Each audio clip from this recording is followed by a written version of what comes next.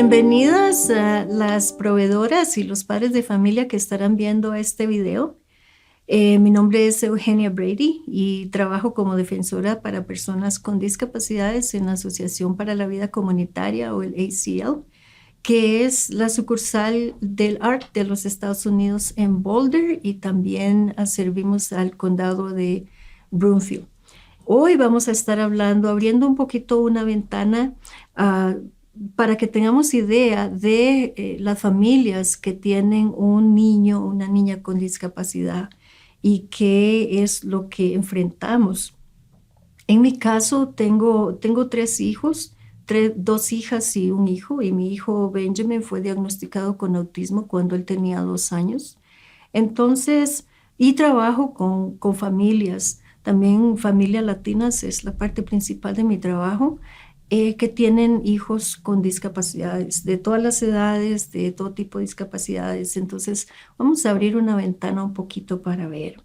Algunos de ustedes seguramente pues no tienen un hijo o una hija con discapacidades, pero quería mencionarles una reflexión que hizo una señora que se llama Emily Pinksley. Ella hace muchos años trabajaba haciendo scripts para Plaza Sésamo en ese tiempo. Y cuando ella tuvo una hija, su hija, pues se fue una sorpresa para ella, ¿verdad? Y si algunos de ustedes han visto un show que se mostraba hace muchos años que se llamaba Glee, y en ese show había una muchacha que trabajaba en esa serie que tenía síndrome de Down. Esa muchacha es la hija de Emily. Entonces Emily, en esta reflexión que ella escribió hace mucho tiempo, ella dice: cuando alguien me pregunta cómo es tener un hijo con una discapacidad, a veces no sé cómo explicarlo. Tal vez es como planear un viaje. Y en esta reflexión también quiero mencionarles que pues es especial para mí porque en el tiempo en que antes de que mi hijo fuera a nacer, estaba yo planeando un viaje verdadero a Italia. Hasta estaba aprendiendo italiano para poder comunicarme allá cuando yo fuera a Italia. Entonces, en esta reflexión, ella continúa diciendo: es como hacer un viaje. Te preparas para el viaje, compras libros que quieres leer. En este caso, quieres ir a Italia. Entonces, compras mapas sobre Italia, ves todo lo que tiene que ofrecer este país tan maravilloso, y sueñas en que vas a ir al Coliseo, vas a ver las obras de Miguel Ángel, la Capilla Sixtina, vas a ir a Florencia. Qué increíble viaje va a ser este. Por fin compras los tiquetes del avión, pone la fecha para ese viaje y estás listo para ir a ese viaje. Estás esperando ese día con tanto anhelo, hasta incluso puede ser que estés aprendiendo unas palabras en italiano para que no batalles mucho con cómo comunicarse con la gente. Por fin llega el día, llegó la fecha del viaje. Vas en el avión, tienes tus maletas, todo está listo, vas a tomar muchísimas fotografías, vas a disfrutar. Vas en el avión, no puedes esperar a tocar tierra. El avión aterriza y ya estás tan emocionado de que ya aterrizó el avión. Todo el mundo está saliendo, agarras tus maletas, listo para comenzar la aventura en Italia. Cuando las personas van saliendo, la azafata está a la puerta y te dice: bienvenidos a Holanda. Y dices: ¿Holanda? No, es un error, yo voy para Italia. No, estamos en Holanda. Pero yo iba para Italia. Mis planes son de estar en Italia. Todo lo que tengo tiene que ver con Italia. Estamos en Holanda y aquí aterrizó el avión. Por favor, salga del avión. Tienes que quedarte aquí en Holanda. ¿Y qué va a pasar ahora? No estás en el lugar a donde querías ir. Vamos a terminar esta reflexión dentro de un rato. ¿Qué pasa cuando llegamos a un lugar donde no esperábamos? La noticia de que un hijo que se ha esperado tal vez por mucho tiempo tiene una discapacidad, pues era esa noticia que no esperábamos. Eh, ¿Qué va a pasar con este niño? Sea que nos dieron allí mismo, en la misma habitación, en la sala de partos, el doctor llega y dice a la mamá y tal vez al papá que está ahí, el bebé tiene síndrome de Down o el bebé tiene algunas complicaciones, vamos a llevarlo al ICU, ah, o tal vez unos años después te dan un diagnóstico de autismo, un diagnóstico de otras discapacidades, ¿verdad? Entonces, ¿qué pasa cuando pasa eso? ¿Qué se supone? Bueno, este proceso es muy parecido al proceso que las personas llevan cuando hay una muerte en una familia. ¿Por qué? Porque en el proceso de duelo primero está la negación. Debe haber no puede ser, debe haber algún error, no puede ser que mi hijo tiene esto, ¿verdad? Igual cuando alguien muere no lo podemos creer, no puede ser que se murió, ¿verdad? Luego, ¿qué pasa? Tenemos el duelo que nos lleva, cuando alguien fallece, nos lleva meses, tal vez nos lleva años. Y ese duelo existe en las personas y los padres de familia cuando reciben una noticia de que su hijo tiene una discapacidad. Sin embargo, el duelo, cuando es una persona que fallece, ¿qué pasa con ese duelo? Sí lo tenemos, lo llevamos a cabo por mucho tiempo, ese duelo sigue en nuestro corazón, pero ¿qué pasa? La vida sigue adelante. Entonces, pasado un tiempo, regresamos al trabajo, regresamos a nuestra vida diaria, no olvidamos la persona, pero seguimos en nuestra vida, seguimos adelante, no nos quedamos en ese duelo que había, aceptamos que la persona ya no está, aprendemos a vivir sin esa persona. Pero ¿qué pasa cuando es el caso de una persona, un hijo con una discapacidad? Muchas veces los padres se quedan en ese duelo, en lo que se quería, el sueño que se tenía sobre este niño, sobre esta niña, va a ser esto, va a ser el otro, va a ser como su papá, va a ser como su mamá, va a tener, qué sé yo, muchos talentos, cosas así. Y luego muchos de los sueños se van, se han perdido. Vamos a hablar ahora, después, cómo esos sueños no necesariamente tienen que perderse, no es necesario que los cortemos, ¿verdad? Sencillamente debemos de hacer lo mismo cuando hay una familia, un niño con una discapacidad. Necesitamos tener aceptación. ¿Por qué? En donde yo trabajo, la filosofía es de que las personas con discapacidades somos personas, porque tengo una discapacidad también, somos personas que pertenecemos en la comunidad, somos parte de la diversidad humana. Así como las personas tienen diferencias por su cabello, por su color de piel, por el color de sus ojos, también hay personas que tienen su cerebro diferentemente organizado. Hay personas que tienen un cromosoma más, como las personas que tienen síndrome de Down. Es parte de la naturaleza humana. Entonces, la idea de que alguien sea anormal, no la propagamos, por decirlo así. Todos somos normales, ¿verdad? Somos seres humanos y nadie dice, por ejemplo, que alguien sea anormal porque su piel es de otro color, ¿verdad? Entonces, el que tenga la persona una discapacidad o algo que lo hace diferente, no lo hace anormal. Así vemos las cosas en la naturaleza, pues sucede lo mismo con los seres humanos. Pero volvamos al hecho de que la familia se queda en aquel duelo, ¿verdad? Se queda en aquel duelo y en aquel duelo. ¿Y qué es lo que pasa? Que papá, pues ahí va, le duele mucho que su niño tal vez tenga algunas limitaciones, ¿verdad? La mamá puede ser que llore mucho. Vemos muchos casos en donde yo trabajo y tengo años de trabajar ahí y las mamás son las que más lloran. Y no estamos diciendo que esté mal que llore, ¿verdad?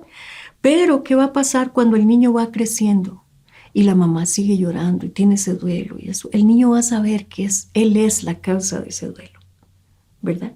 Y no, ¿por qué llora mi mamá? Algo malo me pasó a mí. Tengo algo malo, mi mamá llora por culpa mía, pero yo no hice nada, ¿verdad? Ella no está triste con mis otros hermanos, está triste conmigo. Entonces, tenemos que tener cuidado en cómo manejamos ese duelo y el mensaje que le damos a este niño, esta niña pequeña, en cómo recibimos quién es este niño. Así como está bien que el niño tiene muchas veces, dice, oh, mira, sacó los ojos de su abuelito. O mira, los ojos son de su mamá, se parece mucho al papá y nada, nunca por lo general se rechaza a este niño porque se parezca a otro miembro de la familia, a la abuelita, al tío, ¿verdad? Entonces, nosotros tenemos que pensar en la aceptación completa, sin límites de este individuo, así como lo hacemos con los demás niños que tenemos. Tenemos niños típicos, pues no estamos diciéndole, es que este tiene el pelo color así, ¿verdad? ¿Qué problema es este? No. Entonces, tenemos que tener aceptación completa de este niño, de quién es y lo que puede hacer.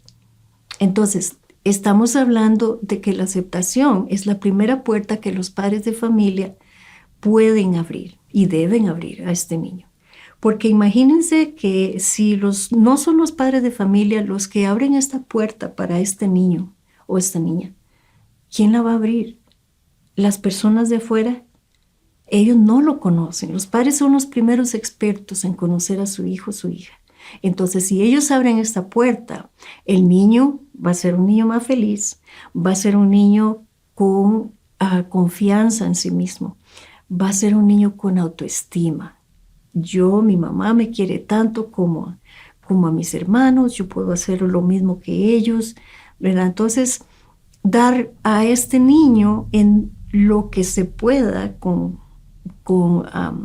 la oportunidad de vivir una vida completa, tanto como la llevan los demás. Así que si los niños están en la escuela y los otros niños, los hermanitos o las hermanitas van a ir a clases de natación, y el niño con discapacidad está en condiciones de poder ir a clases de natación también, ¿por qué no va a ir? ¿Por qué no puede ir? Pues que este está enfermito, que es lo que oímos a veces, ¿verdad? Y los niños en realidad no están enfermos.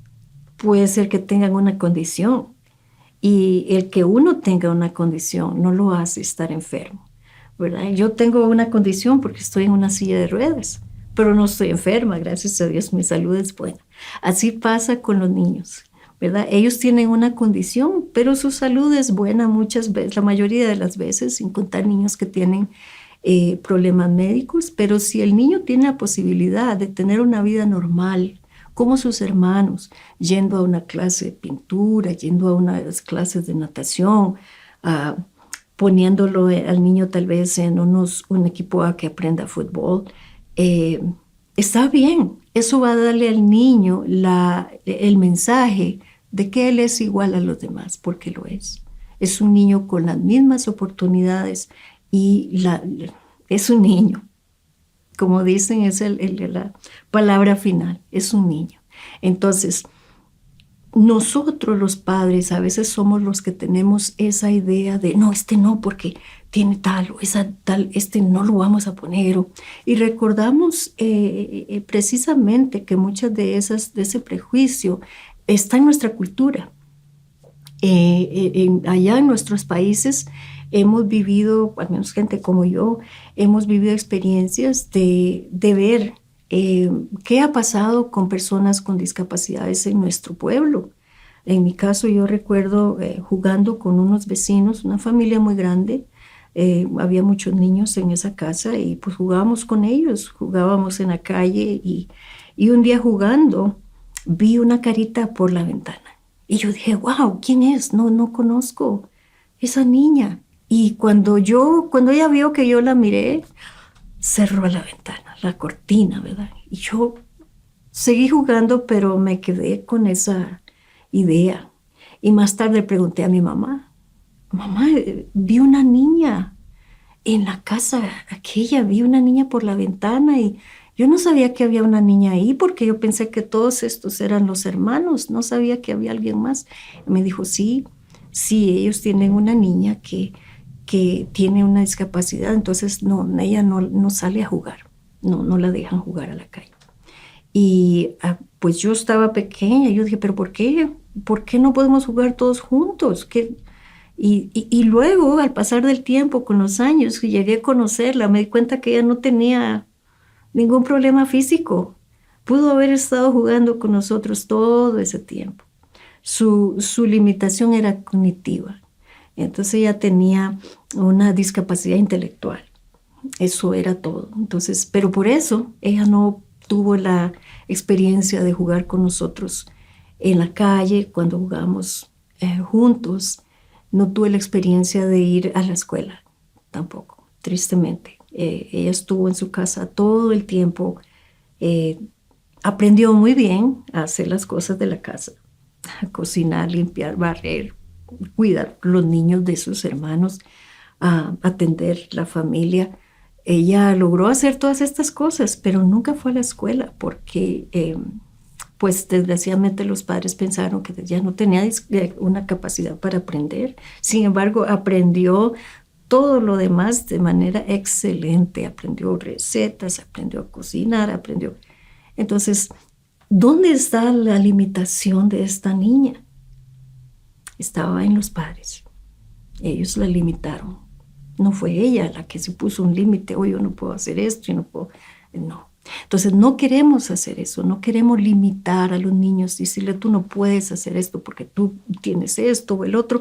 Tú no, ellos sí van, pero tú no.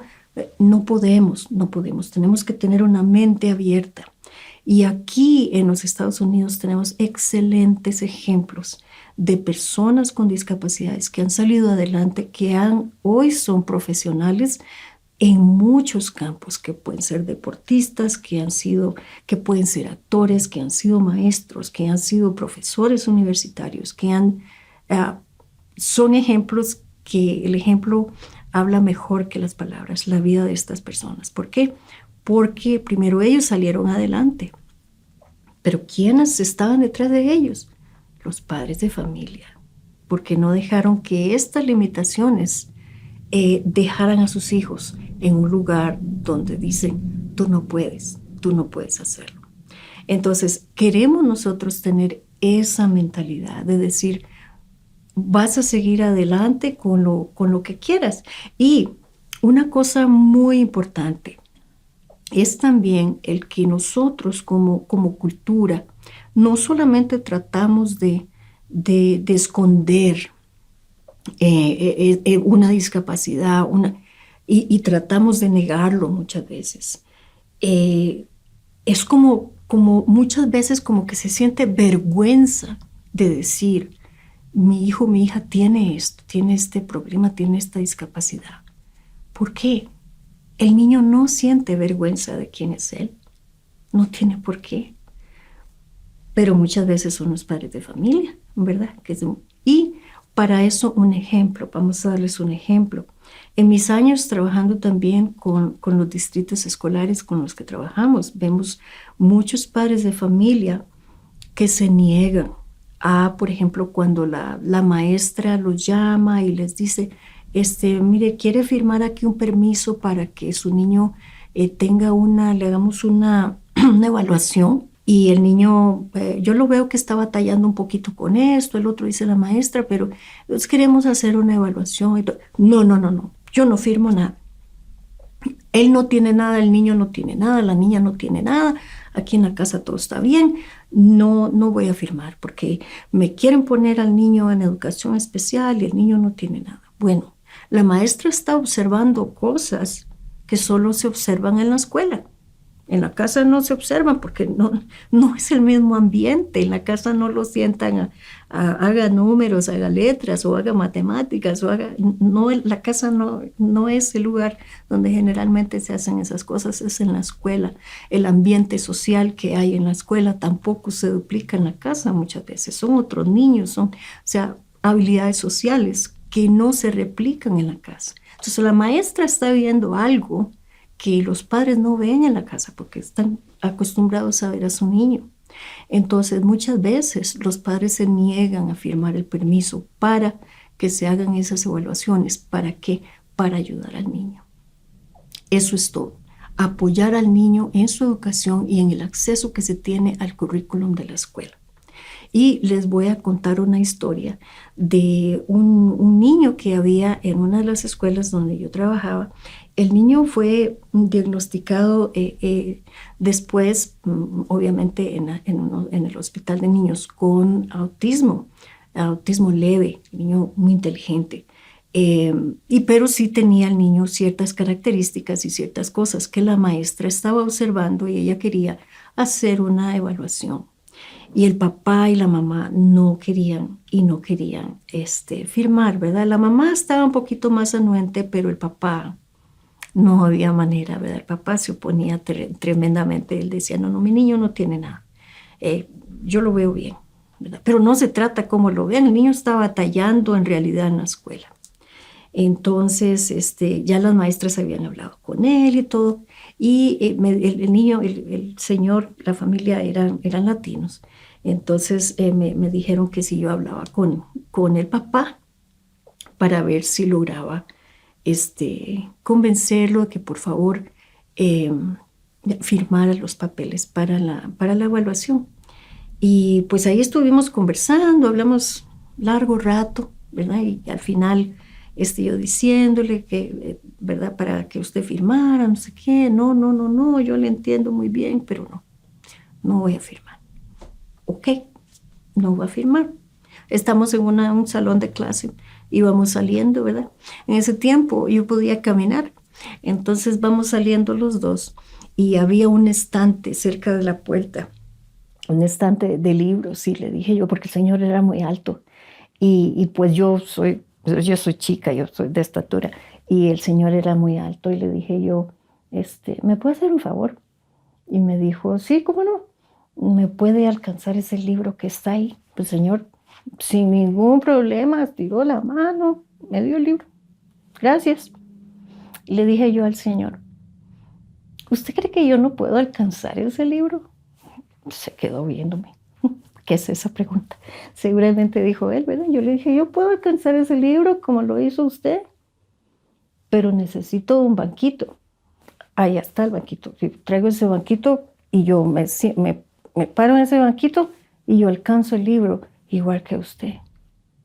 Eso es todo lo que su niño necesita, un banquito.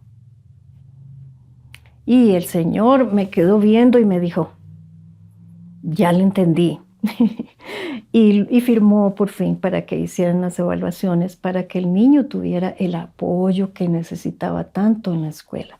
Y otra vez, como les digo, un niño muy inteligente, necesitaba apoyo en cuestiones sociales que tienen que ver con el autismo, en cuestiones de rutina, en cosas de esas, pero no hay por qué pensar, y este es otro tabú, otra creencia que tenemos en nuestra cultura, es que en el momento en que decimos educación especial o decimos discapacidad, aquella persona o aquel niño resulta que es menos inteligente que los demás.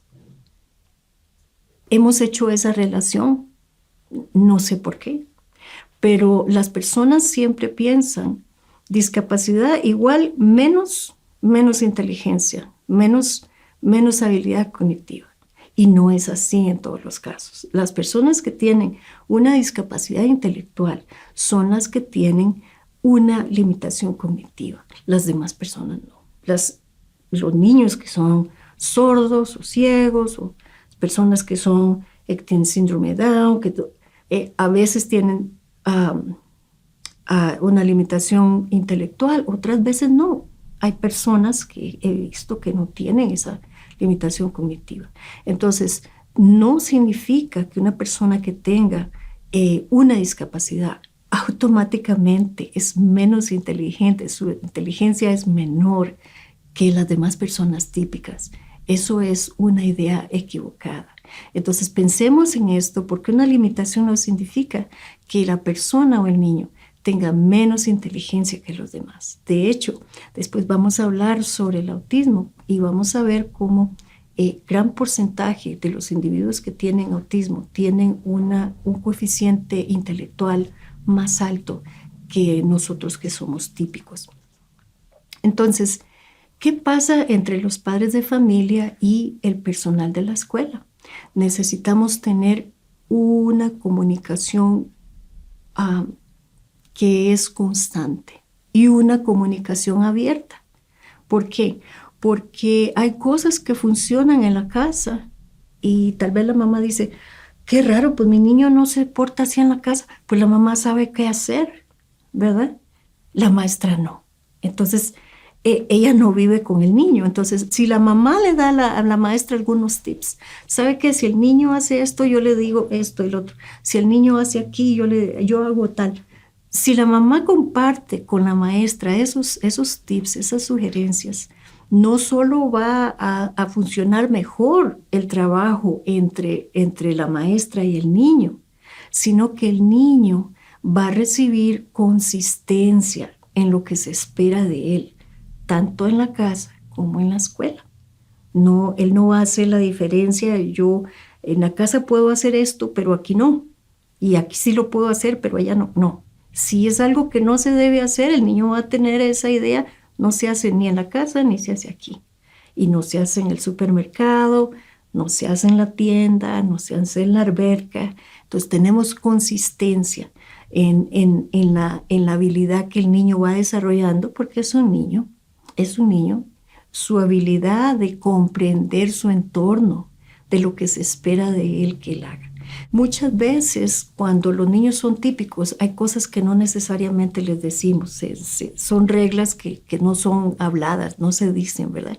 Pero cuando un niño tiene una discapacidad, eso debe de ser más específico para que el niño entienda y generalice, por ejemplo, en cuestiones de comportamiento, que hay cosas que no se hacen en ningún lugar. Pero si no hablamos esto con los maestros también, el niño puede tener la idea, yo puedo hacer esto en la escuela, en mi casa no, porque mi papá no le gusta, pero en la escuela hasta la maestra, y yo lo puedo hacer, puedo tirar cosas y todo, allá en la casa no.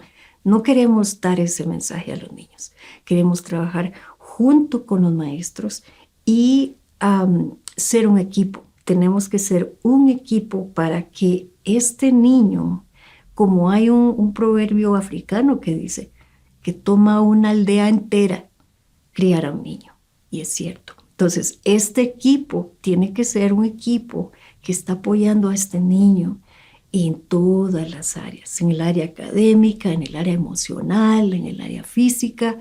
Vamos a hacer que este niño tenga ese apoyo. Muy rápidamente, también a manera personal, les quería decir que en el caso mío, hace muchos años no había programas como El Paso, por ejemplo, no había programas aquí. Cuando nació mi hijo, yo no sabía que había la coalición de padres tampoco. Entonces, yo siempre con mis dos hijas, me gustó mucho prepararlas antes de que fueran al kindergarten y me gustaba, en fin, igual contarles cuentos, enseñarles letras, números, colores, todo eso para que ellas cuando fueran al kindergarten o al preescolar ya fueran adelantadas, ¿verdad? Que supieran esas cosas. Y lo hacíamos a manera de jugar. Eso era todo lo que hacíamos, jugar todo el tiempo. Y mis dos hijas aprendieron a leer muy temprano por ese motivo. Cuando mi hijo Benjamin nació, pues yo no sabía que tenía autismo. Yo no sabía, pues después él mostró características de autismo, pero como yo no sabía que él tenía autismo, pues igual hice las mismas cosas con él, ¿verdad? Y él sí mostró ciertas cosas que eran más características de autismo, mucho interés en letras y números, y era algo que él constantemente estaba, y repetía. Entonces, precisamente porque usé eso, mi niño aprendió a leer a los 3 años y de ahí aprendió muchísimas cosas, aprendió matemáticas también. Mi hijo es un niño muy inteligente, entonces con el tiempo yo siempre he tratado de nutrir ese interés que él tenía. Y entonces queremos estar conscientes de nuestros propios prejuicios, porque cuando nosotros pensamos, por ejemplo, sobre las personas con discapacidades, eh, podemos ver que este grupo, como grupo, históricamente, ha recibido a través de la historia humana el peor trato, uno de los peores tratos que se le pueden dar al ser humano. Han sido objeto de burla, objeto de maltrato, abuso, todavía se da tristemente. Son personas que han sido vendidas como esclavas, que en el pasado se vendían a las personas de importancia, reyes y reinas, etcétera, como bufones para hacerlos reír. Son personas históricamente que fueron exhibidas en circos, una deshumanización tremenda. Entonces, viendo toda esa historia pasada, tenemos nosotros que ver nosotros mismos y dónde está el prejuicio que tenemos. Por ejemplo, recuerdo hace muchos años una mamá que su niño tiene autismo y en aquellos años su niño movía las manos mucho y ella lo regañaba tanto, tal vez estaba, ¿verdad?, en movimiento constante y la mamá le decía, estate quieto, no hagas eso. ¿Y por qué? Yo le pregunté una vez, ¿por qué le dice que pues para que se esté quieto? Pero el niño, o sea, usted no, si está nerviosa, usted no mueve como una pierna o no se come las uñas, ¿verdad? A todos tenemos ese tic, es lenguaje humano, ¿no? ¿Cómo respondemos a situaciones que nos ponen nerviosos? Usted no hace eso. Y ella se quedó como pensando, le digo, el niño hace eso en respuesta a lo que él no puede decir. Mamá, tengo calor, o quiero irme de aquí, o está muy caliente aquí, está muy frío, está haciendo mucho ruido. Él no puede decir eso, entonces lo expresa de esa forma. Entonces cuando estamos haciendo eso, estamos cortando parte de la comunicación de ese niño. ¿Y por qué? ¿Por qué? Y yo siempre pensé, ¿le da vergüenza a la mamá que su niño haga eso? ¿Por qué? Es parte de quién es él. Así como vemos personas que usan lenguaje de señas para comunicarse. ¿Por qué sería eso un objeto de vergüenza? Está comunicándose de esa forma, ¿verdad? Es una puerta abierta a la comunicación. Entonces, los niños se comunican de muchas formas. Tenemos que ver nuestros propios prejuicios y aceptar lo que es malos entendidos, educarnos en cuanto a discapacidades, cómo podemos ayudar a los niños que aprenden diferente, porque estos niños no aprenden de manera típica, aprenden de una manera no convencional. Y se los digo por experiencia propia, porque mi hijo aprendió así. Todo lo que ustedes ven en la escuela,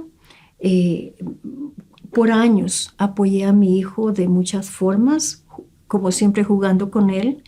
Mi hijo aprendió así sobre las fracciones, sobre los decimales, sobre álgebra, sobre lo que fuera que él iba a ver en la escuela.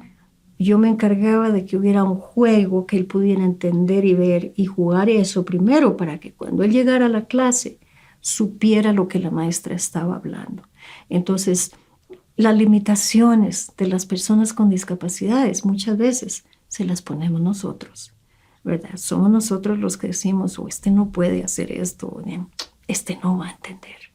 ¿Por qué no tratamos de hacerlo de manera, por ejemplo, de un juego o algo así, para ver si el niño en realidad entiende el concepto que queremos enseñarles, ¿verdad? Tenemos tantas cosas ahora, tenemos tecnología, tenemos videos, tenemos canciones, tenemos música, tenemos tantas cosas que podemos usar y adaptar para que los niños aprendan. Y dejar la idea también, que es otra idea que he escuchado por muchos años, este es mi hijo, esta es mi hija, y él no aprende. Ella no puede aprender. Entonces, hace muchos años, también conversando con el grupo del programa de familias en donde yo tenía este grupo de familias, un programa que hay en donde yo trabajo, hablaba yo con ellos y me decía una mamá que no, su niño no puede aprender, es muy difícil enseñarle porque me decía ella, es que no puede aprender. Y le decía yo, hablaba yo con los padres de familia y les decía, ¿cuántos de los que están aquí tenían un perrito cuando estaban chiquitos? Y muchos levantaron la mano, ¿verdad? ¿Se acuerdan de ese perrito? ¿Qué hacía el perrito? Alguien me cuenta historias sobre el perrito. ¿Quién? Oh, mi perrito hacía esto, mi perrito hacía lo otro, mi perrito. Y yo en mi vida he oído historias de un perro que tenía mi abuela y que mi abuela lo mandaba a la verdulería y con una bolsa y venía con el mandado.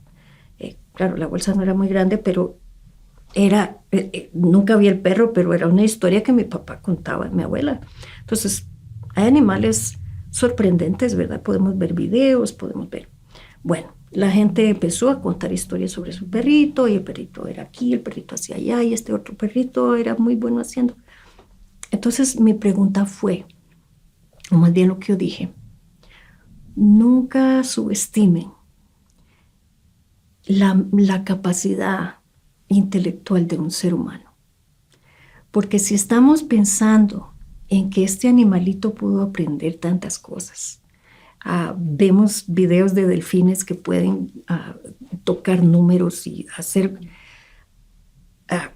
todo tipo de cosas que los animales aprenden a hacer, y ellos todavía no tienen la capacidad intelectual de un ser humano. Nunca, por favor, subestimemos la capacidad intelectual de un ser humano en cualquier situación que este ser humano se encuentre, sea que tenga una discapacidad intelectual, sea que esté con parálisis cerebral y no se pueda comunicar de momento. Eso no quiere decir que la persona no está consciente y no tiene inteligencia.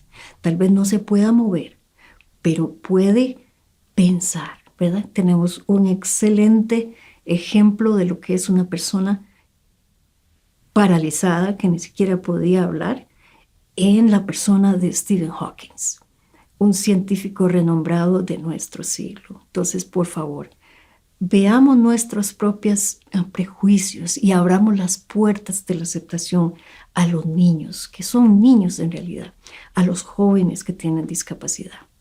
Y apoyémoslos, abramos puertas para ellos en todo lo que podamos, en cuestiones sociales, en deportes, en arte, porque no se ofrece a las personas con discapacidades. Es que no puede sumar, es que no puede leer, es que no sabe hacer matemáticas, es que si todo el mundo hiciera matemáticas, no habría artistas, no habría pintores, no habría artesanos, no habría cantantes, no habría músicos, no habría toda esta variedad que ofrece el ser humano en cuanto a artes, en cuanto a habilidades diferentes, ¿verdad? Es cierto que el leer y el hacer números es básico, es cierto, pero no limitemos a los niños en que si tienen una limitación en cuestiones académicas, no pueden tener éxito en su vida siendo o haciendo otras cosas. Tengamos eso en mente. Y ahora vamos a volver al final de esa reflexión con la que empezamos. Quedamos allá, nos quedamos en Holanda. Estamos en Holanda y no sabemos qué va a pasar, ¿verdad? Entonces, la reflexión de Emily continuaba diciendo, nos hemos quedado en Holanda y ahora vamos a quedarnos ahí por mucho tiempo.